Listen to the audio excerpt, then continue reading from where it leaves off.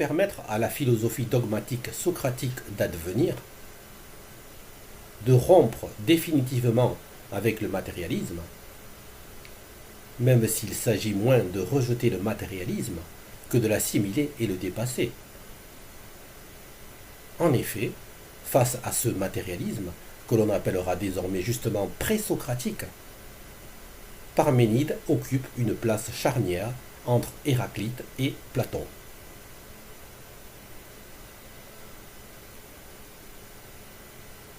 Comme nous le rappelle Aristote dans la métaphysique, les philosophes présocratiques sont largement matérialistes. Or, avec une pensée d'ontologie matérialiste, l'être est devenir, comme on pourra le voir avec Héraclite, fragment 91. La pensée serait composée des mêmes éléments que ce qui structure le cosmos, dès lors soumise, postérieure, procédant de la matière qui elle-même est muable, en devenir. Conséquemment, ce postulat philosophique de l'existence d'une vérité absolue ne peut se cristalliser, car pour cela, il faut un être immuable, sans quoi cette vérité socratique absolue ne pourrait être absolue par définition.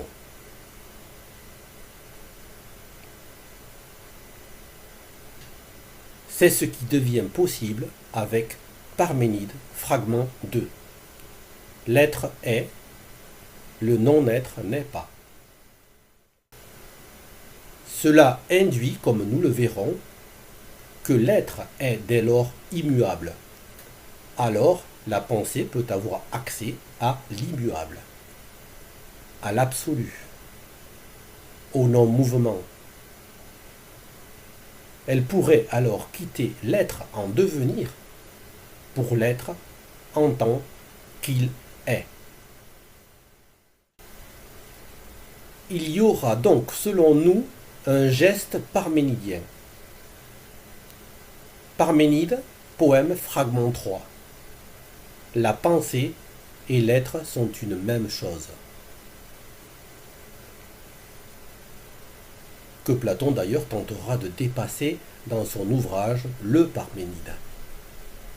Deuxième hypothèse et thème de la participation, en évoquant ce qu'il considère lui-même comme une approche poétique, les idées platoniciennes.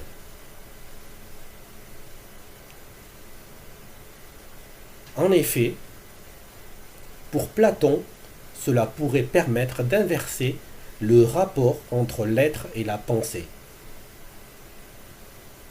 D'abord conçu allant de la matière à la pensée, désormais l'être serait conçu allant de la pensée à la matière.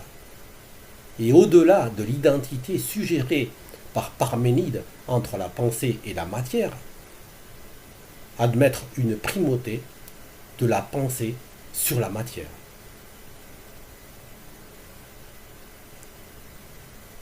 Mais avant Platon, ce geste parménidien n'eût pu échapper au maître de Platon. Et en effet, pour Socrate, ce fait participe de son éloignement de la nature.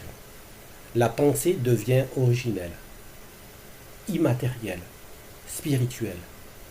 Celle-ci guide notre être en acte, notre conduite, nos mœurs, agissant dans le monde, une morale.